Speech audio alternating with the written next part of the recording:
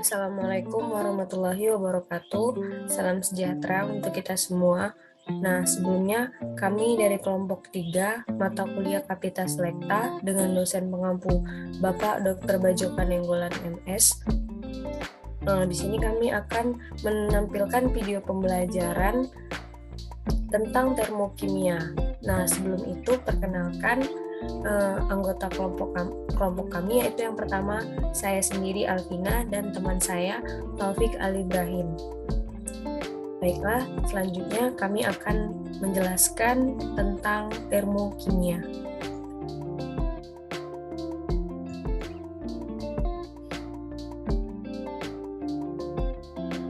Termokimia. Penerapan hukum pertama termodinamika terhadap peristiwa kimia disebut termokimia, yang membahas perubahan kalor yang menyertai suatu reaksi. Kemudian energi. Setiap sistem atau zat mempunyai energi yang tersimpan di dalamnya. Energi dibedakan menjadi dua, yaitu yang pertama energi kinetik. Energi kinetik adalah energi yang terdapat di dalam materi yang bergerak. Yang kedua, energi potensial. Energi potensial adalah energi yang terdapat pada materi yang tidak bergerak. Kemudian ada bentuk energi. Nah, beberapa bentuk energi yang dikenal yaitu energi kalor, energi kimia, energi listrik, energi cahaya, energi bunyi, dan energi mekanik. Hukum kekekalan energi, di mana energi tidak dapat diciptakan atau dimusnahkan. Artinya, suatu bentuk energi itu dapat diubah menjadi bentuk energi lain, tetapi tidak pernah ada energi yang hilang atau bertambah. Selanjutnya, entalpi atau H. Entalpi atau kalor adalah jumlah dari semua bentuk energi dalam suatu zat, dinyatakan dengan H. Misalnya, entalpi untuk uap air ditulis H, H2O dengan fase gas. Entalpi akan tetap konstan selama tidak ada energi yang masuk atau keluar dari zat. Besarnya entalpi tidak dapat ditentukan. Selanjutnya, pada topik saya silakan. Selanjutnya pada perubahan entalpi atau delta H, di mana perubahan entalpi atau delta H adalah perubahan kalor yang terjadi pada suatu reaksi kimia, atau delta H merupakan selisih antara entalpi produk Hp dengan entalpi reaktan atau HR, di mana rumusnya delta H sama dengan Hp dikurang HR. Nah, selanjutnya ketentuan entalpi H dan perubahan entalpi delta H, di mana jika H produk lebih kecil daripada H reaktan, maka akan terjadi pembebasan kalor. Nah, harga delta H negatif atau lebih kecil daripada 0, di mana 2H2 ditambah O2 menghasilkan 2H2O ditambah kalor. Selanjutnya 2H2 ditambah O2 akan menghasilkan 2H2O, di mana yang ditanyakan yaitu delta H-nya sama dengan min. Nah, jika H produk lebih besar daripada H reaktan, maka akan terjadi penyerapan kalor. Nah, harga delta H positif atau lebih besar daripada 0, di mana 2H2O ditambah kalor menghasilkan 2H2 ditambah O2. Nah, selanjutnya 2H2O menghasilkan 2H2 ditambah O2, di mana dikurang kalor. Nah, selanjutnya 2H2O menghasilkan 2H2 ditambah O2, yaitu delta H-nya sama dengan positif. Selanjutnya pada reaksi eksoterm dan reaksi endoterm, di mana reaksi eksoterm adalah reaksi yang melepas kalor dari sistem ke lingkungan, sehingga kalor dari sistem akan berkurang, di mana tanda reaksi eksoterm yaitu delta H-nya sama dengan negatif. Nah, selanjutnya pada reaksi endoterm adalah reaksi yang menyerap kalor dari lingkungan ke sistem, sehingga kalor dari sistem akan bertambah. Tanda reaktan endoterm yaitu delta H sama dengan positif. Nah, pada gambar reaksi endoterm dan reaksi eksoterm, kita lihat pada slide tersebut ada gambar terjadi pelepasan dan penerimaan dari kalor tersebut.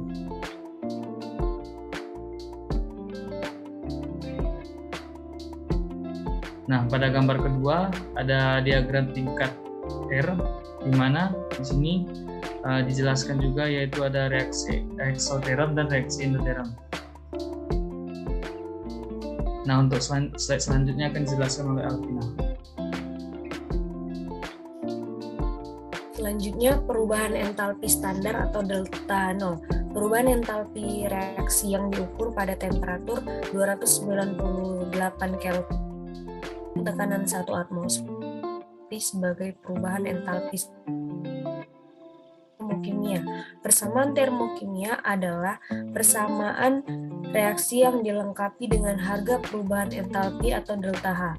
Persamaan termokimia selain menyatakan jumlah mol reaktan dan jumlah mol produk, juga menyatakan jumlah kalor yang dibebaskan atau diserap pada reaksi itu dalam satuan kilojoule atau dalam molar kilojoule per mol. Kemudian ada jenis-jenis perubahan entalpi standar atau delta H0. Yang pertama, perubahan entalpi pembentukan standar atau delta HF yang bahasa internasionalnya itu Standard Enthalpy of Formation. Kedua, perubahan entalpi penguraian standar atau delta H0D atau disebut dengan Standard Enthalpy of Decomposition. Yang ketiga, perubahan entalpi pembakaran standar atau delta HC yang disebut juga dengan Standard Enthalpy of Combustion. Yang keempat, perubahan entalpi pelarutan standar atau delta HS atau juga disebut dengan Standard Enthalpy of Solubility.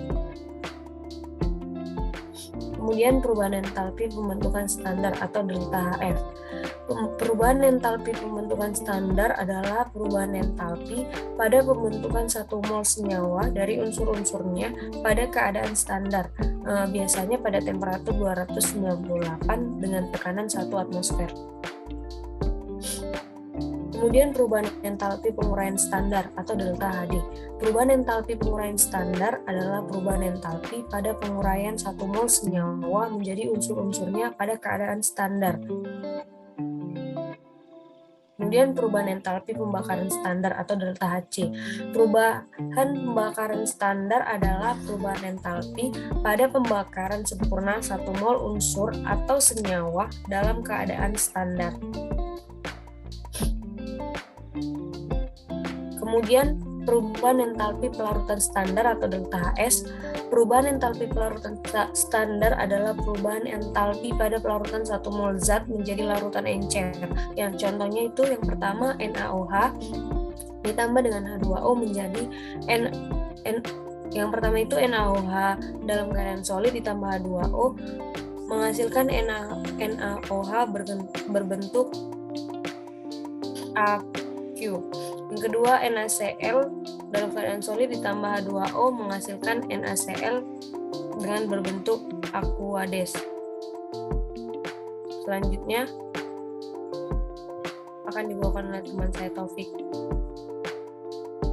Baiklah, selanjutnya yaitu menentukan harga perubahan entalpi. Yang pertama, menentukan harga perubahan entalpi dengan kalorimeter, di mana kalorimeter adalah suatu alat untuk mengukur jumlah kalor yang diserap atau dibebaskan sistem dengan rumus Q sama dengan M dikali C dikali delta T, di mana keterangannya yaitu Q sama dengan kalor yang diserap atau dikeluarkan, M sama dengan massa zat, delta T sama dengan perubahan temperatur, dan C sama dengan kalor jenis.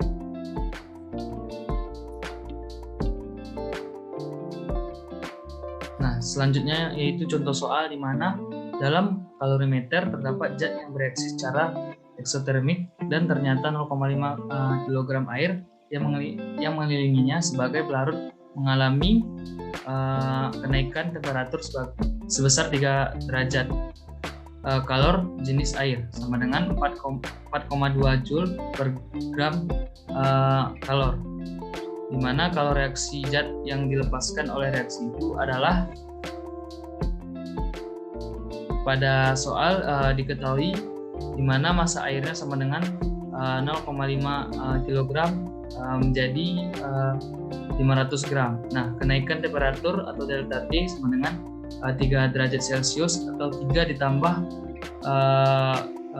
ketetapannya itu 273 sama dengan 27 6 Kelvin. Nah, selanjutnya itu kalor jenis air atau C sama dengan 4,2 Joule per gram, maka dapat dimasukkan ke dalam rumus, yaitu Q sama dengan M dikali C dikali delta T.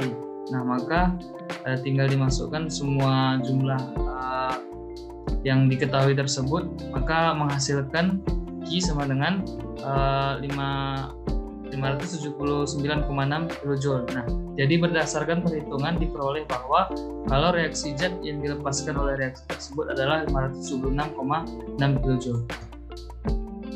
Nah, selanjutnya itu menentukan harga perubahan entalpi.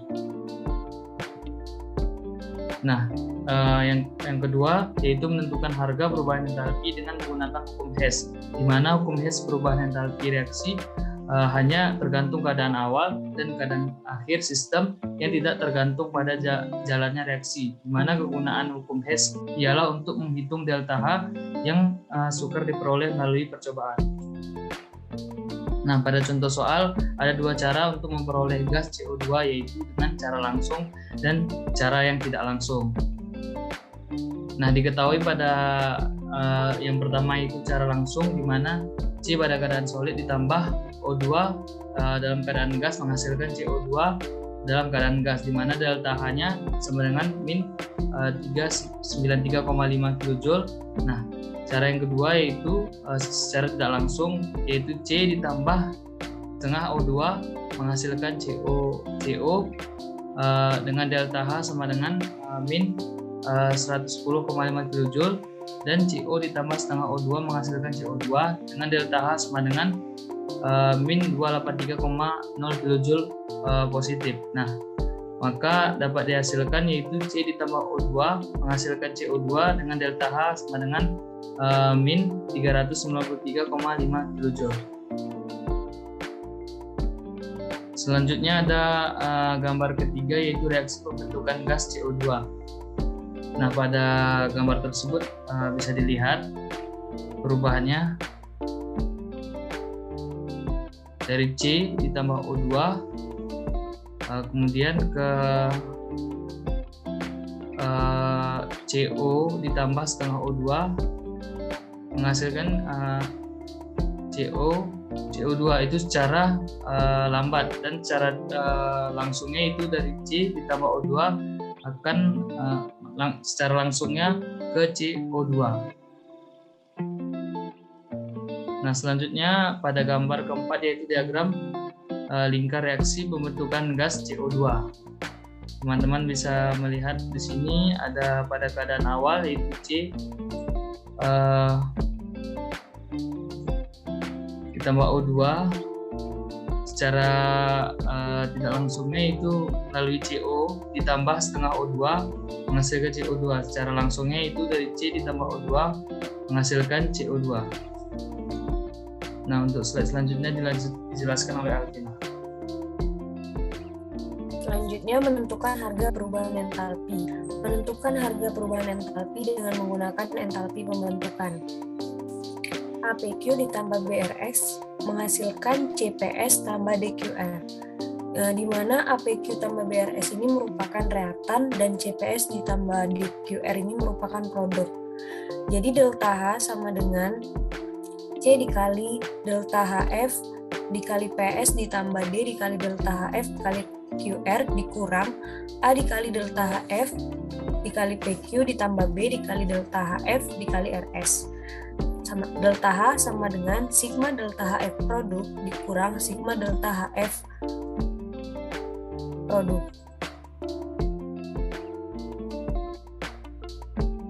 Kemudian untuk contoh soal, tuliskan persamaan termokimia untuk delta HC C2H5OH sama dengan minus 2450 kJ. Jadi persamaan termokimianya adalah seperti yang sudah disajikan dalam layar, yaitu C2H5OH tambah 3O2 menghasilkan 2CO2 tambah 3H2O dengan delta H sama dengan minus 2450 kJ per mol. Persamaan termokimia ini adalah Persamaan termokimia ini adalah persamaan reaksi yang menyertakan nilai perubahan delta H. Perhatikan dalam soal disebutkan delta Hc. Delta Hc ini merupakan perubahan entalpi pembakaran standar, yang artinya merupakan perubahan entalpi jika 1 mol suatu zat terbakar sempurna pada kondisi standar.